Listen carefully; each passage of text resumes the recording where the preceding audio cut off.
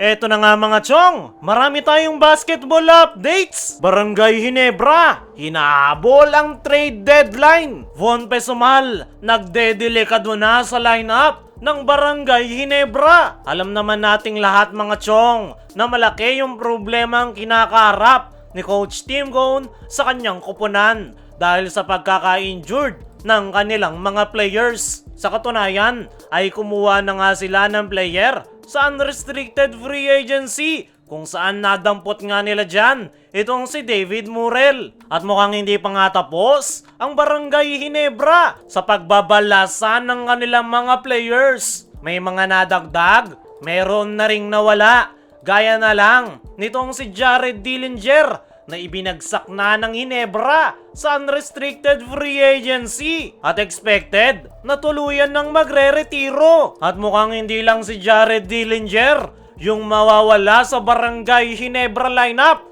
dahil ayon nga sa mga source ay meron pang target na mga players ang Ginebra management na madadagdag, meron ding mawawala at yung malaking chance na mawawala sa lineup ng Ginebra ay itong kanilang backup gunner na si Von Pesumal. Ngayong All-Filipino Conference nga dapat nagpapasikat itong si Von Pesumal para sa kanyang koponan. Pero kabaliktaran nga ang nangyayari. Hindi nga siya nabibigyan ng playing time dahil hanggang sa ngayon ay hindi pa rin niya naibabalik yung kanyang rhythm sa paglalaro. At ngayon na naghahanap ang Ginebra ng mga bagong players na makakatulong sa kanila ngayong All-Filipino Conference, ay possible nga na gamitin ng Ginebra itong si Von Pesumal as untrade asset. Kahit hindi nga nagagamit ng Ginebra itong si Von Pesumal, ay mataas-taas pa rin ang trade value nito at marami pa rin koponan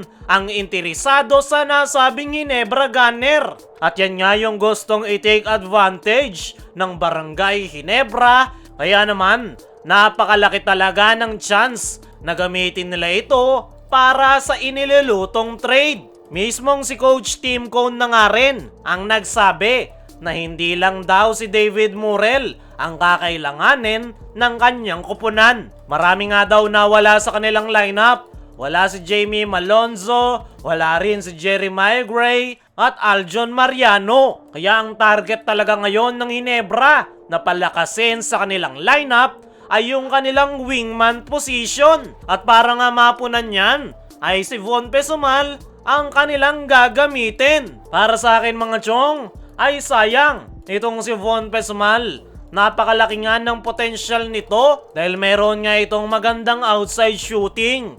Pero matagal-tagal na nga siyang nasa Barangay Ginebra.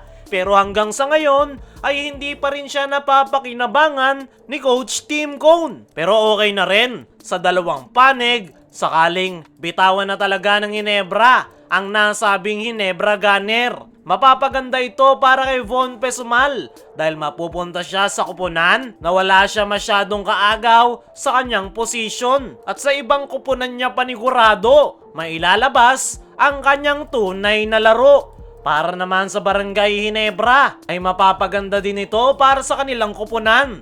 Pwede nila itong gawing trade asset which is yung ginagawa ngayon ng Ginebra management. Inaalok na nga nila si Von Pesumal sa ibang koponan kapalit ng player na mapapakinabangan ni Coach Tim Cone. Sa ngayon nga mga chong ay nalalapit ng matapos ang trade deadline ngayong All-Filipino Conference. Kaya possible talaga na gumalaw na ang Ginebra at malaki ang chance na mapasama pa dyan si Von Pesumal. Speaking of trade deadline, ay ginagawan na nga ng paraan ng Ginebra management ang kanilang mga tina-target na players. Dahil ayon nga sa mga trusted source ay hindi pa tapos yung pagkuha ng player ng Barangay Ginebra na makakatulong sa kanilang koponan ngayong All-Filipino Conference. Nabanggit na rin ni Coach Tim na hindi matatapos sa pagkuha kay David Murrell ang problema ng kanilang koponan. Tuloy-tuloy pa nga rin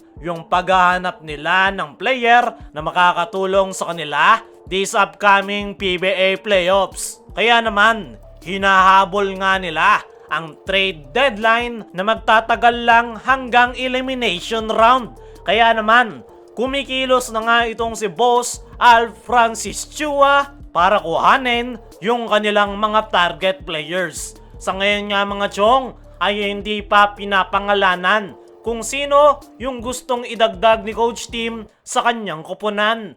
Pero may bali-balita nga na si Shawnee Winston ng Converge 5 Rexers ang kursunadang makuha ni Coach Tim Cone. Ilang beses na nga yung nababanggit ni Homer Saison sa podcast ni Snow Badwa na ongoing na yung trade transaction ng Converge at Barangay Ginebra. Bukod nga kay David Murrell ay possible pa nga raw na kumuha yung Barangay Ginebra sa kanilang paboritong katransaksyon na Northport Batam Pier para solusyonan ang kanilang problema.